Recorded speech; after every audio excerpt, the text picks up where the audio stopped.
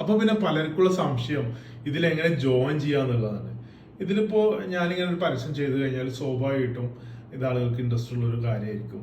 വെറുതെ ഇരിക്കും അവനാന്റെ ടിക്കറ്റെങ്കിലും അല്ലെങ്കിൽ അവനാന്റെ ഫാമിലിയുടെ ടിക്കറ്റെങ്കിലും കുറഞ്ഞ പൈസക്ക് അടിക്കാലോ എന്നുള്ള ഒരു ചിന്തയിൽ എല്ലാവരും ജോയിൻ ചെയ്യും. അപ്പോൾ ഒരു ഫിൽറ്ററിങ് ആവശ്യമാണ്. ആ ഫിൽറ്ററിങ്ങിന് ഞങ്ങൾ കണ്ടിട്ടുള്ള വഴി രണ്ട് രീതിയിൽ പൈസ മേടിക്കുക എന്നുള്ളതാണ്. പൈസ എങ്ങനെയാണ് മേടിക്കുന്നത്? ഒരു 2000 രൂപയുടെ ജോയിൻ ഫീസ് മേടിക്കും. അതല്ലെങ്കിൽ നിങ്ങൾക്ക് 10000 രൂപയുടെ ഡെപ്പോസിറ്റ് വെക്കാം. ഈ രണ്ട് കാശും നിങ്ങൾക്ക് തിരിച്ച് റെഡീം ചെയ്യാൻ പറ്റുന്നതാണ് കേട്ടോ. നമ്മൾ സ്ഥിരമായിട്ട് ഇവിടെ ഒരു ഫീസാക്കി ഈടാക്കുകയല്ല. നിങ്ങൾക്ക് താല്പര്യമുണ്ടെന്നും കുറച്ചെങ്കിലും ഇതിനു വേണ്ടി പരിശ്രമിക്കും എന്നുള്ള ആ ഒരു വിശ്വാസം നമുക്ക് വേണ്ടാൻ വേണ്ടിയിട്ട് ഫിൽറ്ററിങ് നമുക്കൊരു കൃത്യമായ എണ്ണം ആളുകളെ നമുക്ക് ക്യാറ്റർ ചെയ്യാൻ പറ്റുള്ളൂ, അല്ലെങ്കിൽ സർവീസ് ചെയ്യാൻ പറ്റുള്ളൂ. ഒരു കൂട്ടം ആളുകളെ നമുക്ക് സർവീസ് ചെയ്യാൻ പറ്റില്ല.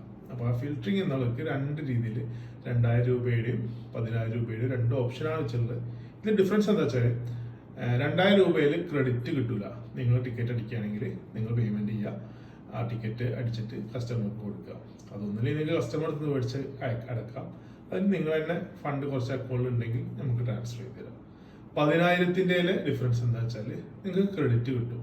നിങ്ങൾ ആ ടിക്കറ്റ് പറഞ്ഞ ടിക്കറ്റ് ഒരു നമുക്ക് ഓക്കെ കസ്റ്റമർ ഓക്കെ നിങ്ങൾ കൊടുത്ത റേറ്റ് ഓക്കെ ആണെങ്കിൽ ആ ടിക്കറ്റ് അടിച്ചതിന് ശേഷം ആ കസ്റ്റമർ അടുത്തുനിന്ന് പേയ്മെന്റ് മേടിച്ചാൽ മതി. അപ്പോൾ അത് കുറച്ചും കൂടി ഒരു സൗകര്യമുള്ള വഴിയാണ്. അതിന് മറ്റൊരു കാര്യം എന്താ വെച്ചാൽ ഈ പേയ്മെന്റ് വാങ്ങി അയക്കുന്ന നേരം കൊണ്ട് ചിലപ്പോൾ ടിക്കറ്റ് ഫെയർ മാറാം. അപ്പോൾ അതൊക്കെ ഒഴിവാക്കാൻ വേണ്ടിയിട്ടാണ് ഈ രണ്ടാമത്തെ ഓപ്ഷൻ. ആദ്യത്തെ ഓപ്ഷനിലും നമ്മൾ ക്രെഡിറ്റ് തരും. അതെങ്ങനെയാണെന്നറിയോ? 2-3 ബിസിനസ്സൊക്കെ ചെയ്ത് കഴിയുമ്പോൾ നമുക്ക് അടുത്ത ബിസിനസ് വരുന്ന സമയത്ത് നിങ്ങൾ അടുത്ത ഓൾറെഡി എടുത്തതിൽ ട്രാവൽ ചെയ്യാണ്ടാവും, യാത്ര ചെയ്യാണ്ടാവും. അപ്പോൾ ആ ഗ്യാരണ്ടിയിൽ എന്ത് ചെയ്യാം, പിന്നീട് നമുക്ക് ക്രെഡിറ്റ് 2000ന്റെ തരാം. ഇതെങ്ങനെ റെഡീം ചെയ്യാന്നല്ലേ? 10000ന്റെ വെറും ഒരു സെക്യൂരിറ്റി ഡെപ്പോസിറ്റ് ആണ്. അത് നമ്മൾ വർഷത്തിൽ ഡിവിഡൻഡ് ഒക്കെ തരുന്നുണ്ട് കേട്ടോ.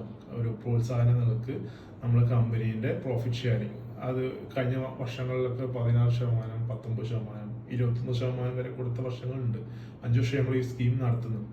4 വർഷത്തിന് ശേഷം നിങ്ങൾക്ക് ഈ ഫണ്ട് എപ്പോൾ വേണമെങ്കിലും വിഡ്രോ ചെയ്യാം. 4 വർഷം എന്ന് പറയുന്നത് നമ്മൾ ഇതിങ്ങനെ എപ്പോഴും ആളുകൾ എടുക്കുന്നത് പ്രായോഗികമായിട്ടുള്ള കാര്യമില്ല. പരസ്യം ചെയ്യണം, പൈസ ചെലവാക്കണം, ആളുകൾ പഠിച്ചു വരണം. അപ്പോൾ 4 വർഷമെങ്കിലും നമ്മൾ കൂടെ നിൽക്കാൻ തയ്യാറായിട്ടുള്ള ആളുകൾ ജോയിൻ ചെയ്താൽ മതി. പിന്നെ 2000ന്റെ ഓപ്ഷൻ 3 ലക്ഷം രൂപയുടെ ടിക്കറ്റ്. അത് എന്നാണോ ഇന്ന് നിങ്ങൾ 2000 തന്ന് ജോയിൻ ചെയ്തു, നാളെ നിങ്ങൾക്ക് 3 ലക്ഷം രൂപ ടിക്കറ്റ്. ഇപ്പോഴത്തെ സാഹചര്യത്തിൽ നിങ്ങൾക്ക് അറിയാം 2-3 ഫാമിലിയുടെ അപ്പോയിൻമെന്റ് ടിക്കറ്റ് അടിച്ചാൽ 3 ലക്ഷം രൂപ. അടുത്ത ദിവസം നിങ്ങൾക്ക് 2000 രൂപ റിഡീം ചെയ്യാം. പിന്നെ ഒരു ഫീസും ഇല്ലാതെ തന്നെ നിങ്ങൾക്ക് ഇതിന്റെ എല്ലാ ബെനിഫിറ്റും ആസ്വദിച്ചുകൊണ്ട് ബിസിനസ് ചെയ്യാൻ പറ്റും. സംഭവം മനസ്സിലായെന്ന് വിചാരിക്കുന്നത്.